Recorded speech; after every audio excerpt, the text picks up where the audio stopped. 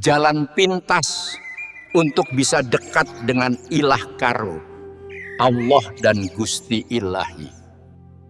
Di sebuah perpustakaan megah yang dipenuhi rak-rak buku menjulang tinggi, cahaya lembut masuk dari jendela besar, menerangi patung-patung dan globa antik. Di salah satu meja panjang, duduklah Pak Mukti, seorang guru yang bijaksana dengan sorot mata teduh.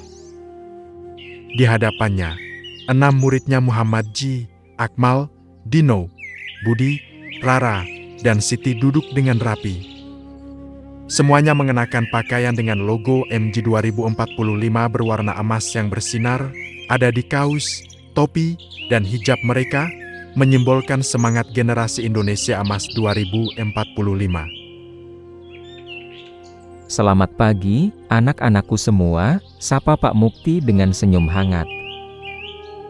Hari ini kita akan membahas sebuah topik yang sangat mendalam, yaitu tentang jalan pintas untuk bisa dekat dengan Ilah atau Tuhan Robbil Alamin, Allah atau Tuhan yang Maha Esa Robbal Alamin, dan Gusti Ilahi Robbul Alamin. Ini adalah perjalanan spiritual yang akan membuka wawasan kalian. Muhammad Ji, yang duduk paling depan, mengangguk antusias. Siap, Pak. Perdamaian kekal abadi.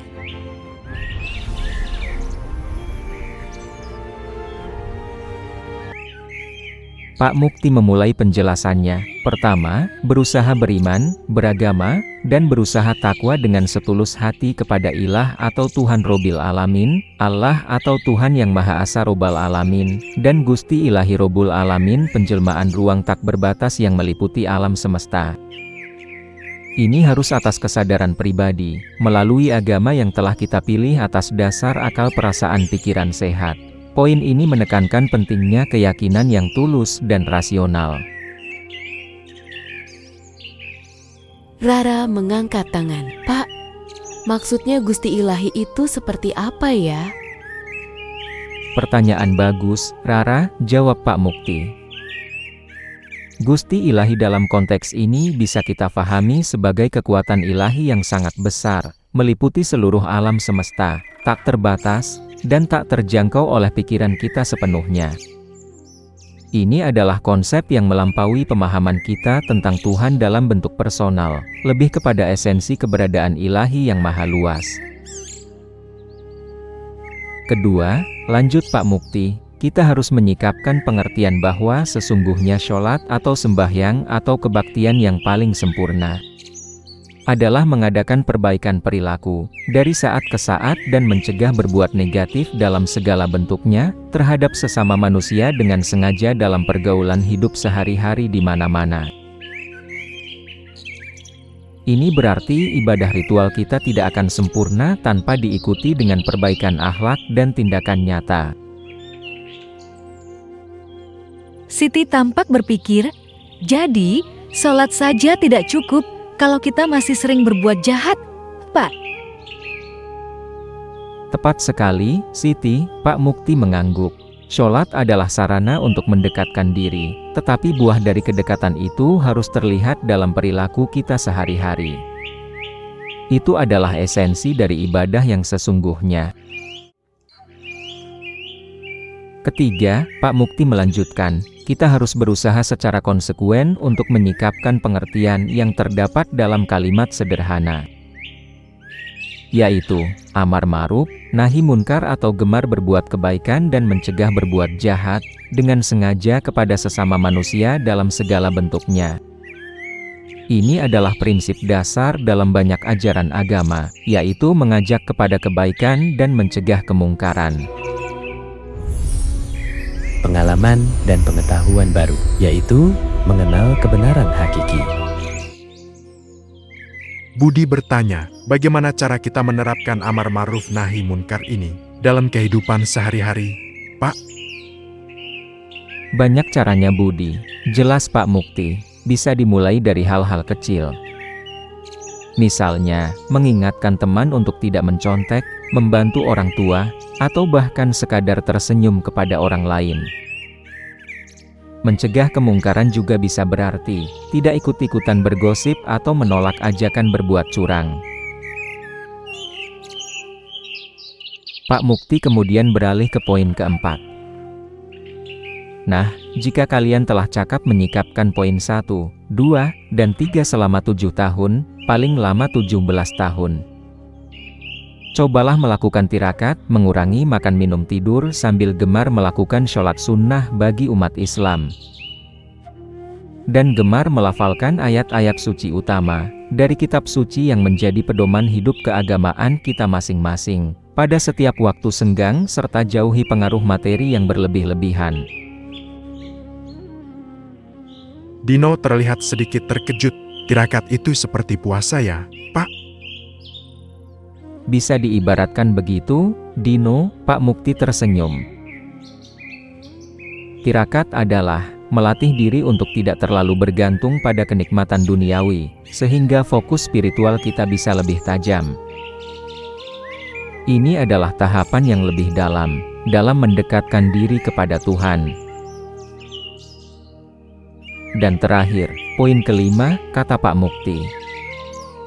Jika sudah dapat melakukan nomor 4 ini dengan baik sampai suatu masa, cobalah bermunajat atau memohon segala sesuatu secara langsung kepada Tuhan atau Allah, yaitu Tuhan Yang Maha Esa.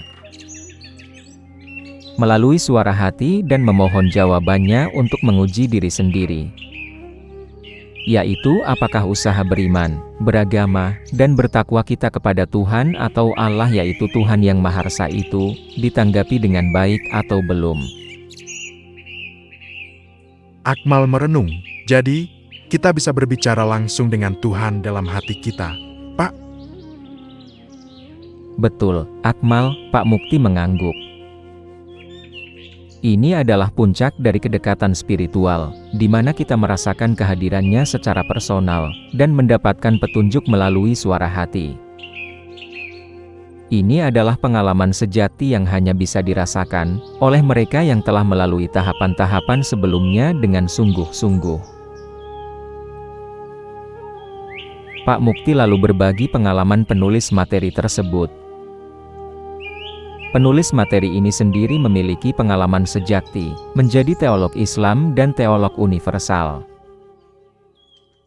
Ini menunjukkan bahwa jalan spiritual ini adalah sebuah perjalanan panjang yang membutuhkan ketekunan, pengalaman dan pengetahuan baru, yaitu mengenal kebenaran hakiki. Selanjutnya, mari kita bahas tentang ilmu hakikat secara totalitas, kata Pak Mukti. Menurut ajaran sang guru sejati, ilmu hakikat adalah segala bidang dan cabang ilmu tentang segala kebenaran yang hakiki dari Gusti Ilahi, dari Allah Subhanahu wa Ta'ala atau Tuhan Yang Maha Esa sebagai wakil utama Gusti Ilahi, dari para ilah atau Tuhan segala tingkat yang menjadi para wakil Allah, sebagai para penguasa mahabagian alam semesta, sebagai penguasa jagat raya, dan sebagai para penguasa bagian-bagian jagat raya, yang disebut unit-unit ruang hidup, yang di dalamnya terdapat segala jenis makhluk Allah, yang menjadi warga setiap ilah atau Tuhan setempat. Muhammad Ji tampak terpukau. Wah, panjang sekali penjelasannya, Pak. Maksudnya wakil utama Gusti Ilahi dari para ilah atau Tuhan segala tingkat itu bagaimana? Itu adalah konsep yang sangat mendalam, Ji, jelas Pak Mukti. Bisa kita artikan bahwa Gusti Ilahi adalah sumber utama dari segala keberadaan. Allah Subhanahu wa Ta'ala atau Tuhan Yang Maha Esa adalah manifestasi utama dari Gusti Ilahi.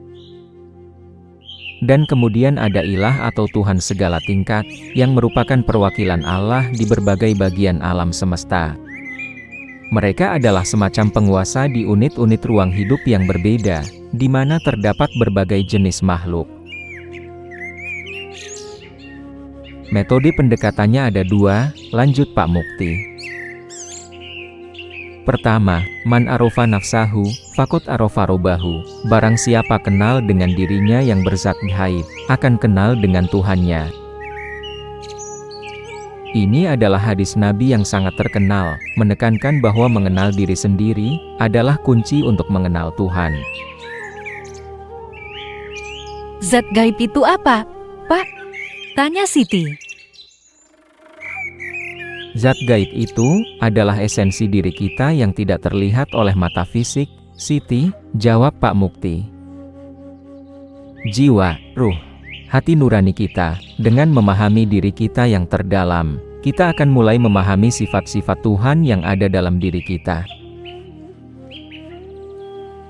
Kedua metode pendekatannya adalah baik hati, luhur budi, mulia amal perbuatan, tambah Pak Mukti. Ini kembali lagi pada pentingnya akhlak mulia dalam perjalanan spiritual. Like and share, subscribe, agar banyak cerita inspiratif. Proses menuju pencapaian tujuan ilmu hakikat ada dua, Pak Mukti menjelaskan. Pertama, sukses bertakwa dan berihsan kepada ilah atau Tuhan kita masing-masing. Takwa berarti menjalankan perintah dan menjauhi larangan. Sedangkan ihsan berarti berbuat baik seolah-olah kita melihat Tuhan, atau merasa dilihat oleh Tuhan. Kedua, berhasil bisa memiliki kolbu atau kolbi, sehingga kita akan bisa berdialog dengan semua bagian jasmani dan rohani, serta hak hidup, atau malaikat individu kita masing-masing. Dino mengernyitkan dahi. Kolbu-kolbi itu apa, Pak? Dan malaikat individu. Kolbu atau kolbi adalah hati nurani yang bersih dan terang, Dino, jawab Pak Mukti. Ini bukan sekadar organ jantung, tetapi pusat kesadaran spiritual kita. Dengan kolbu yang bersih, kita bisa mendengar suara hati, dan bahkan berdialog dengan bagian-bagian diri kita, baik jasmani maupun rohani, dan juga dengan malaikat individu kita. Malaikat individu bisa kita fahami sebagai penjaga atau pembimbing spiritual yang dianugerahkan Tuhan kepada setiap individu.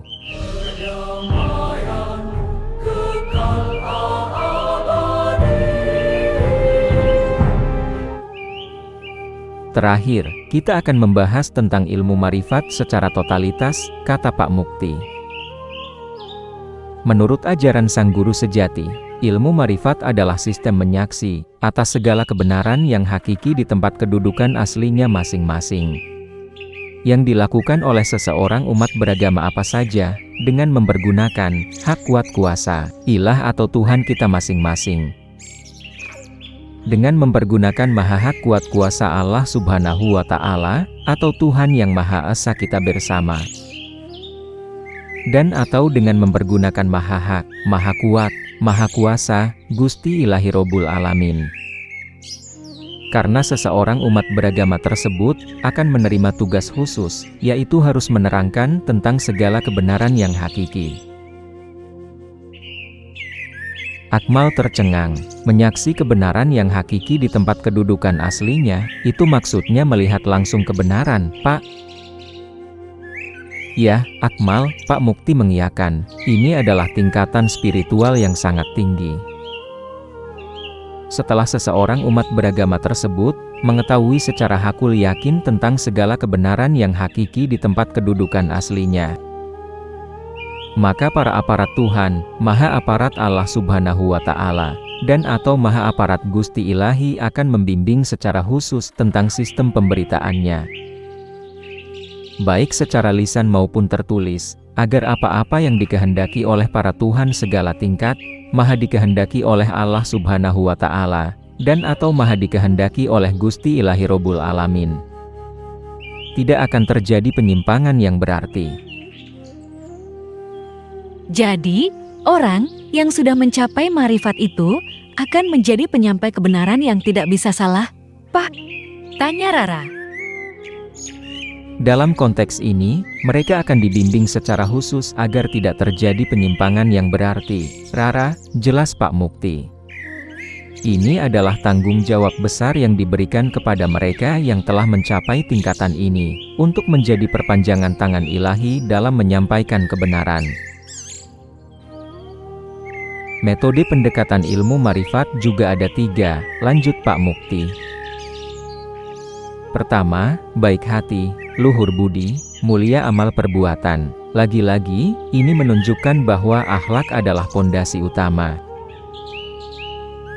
Kedua, bersih hati, sempurna penggunaan akal pikiran. Hati yang bersih dari kotoran dosa, dan pikiran yang jernih sangat penting untuk bisa memahami kebenaran sejati. Ketiga, suci hati, aktif, kreatif, produktif. Hati yang suci akan mendorong kita untuk selalu aktif, kreatif, dan produktif dalam berbuat kebaikan. Proses menuju pencapaian tujuan ilmu marifat juga ada dua, kata Pak Mukti.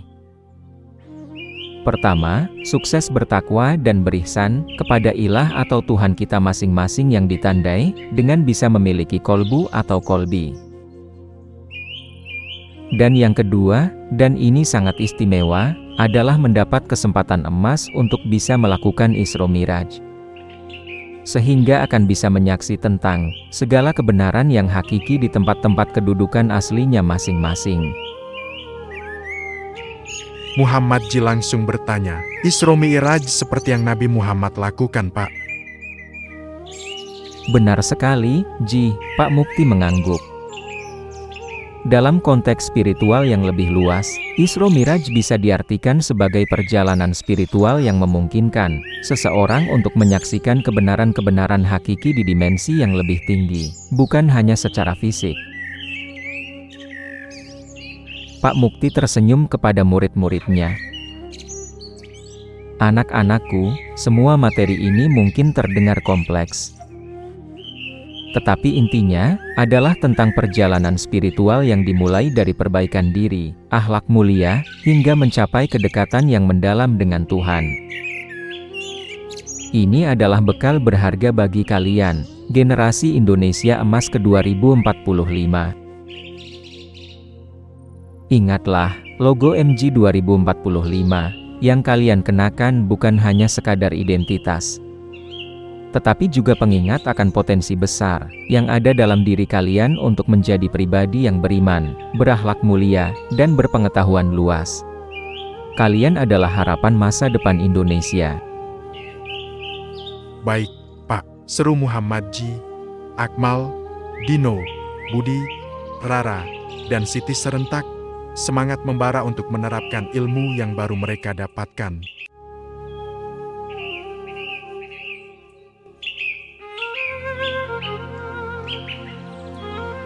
Tunggu kisah Muhammad Ji berikutnya. Terima kasih telah menjadi keluarga MG.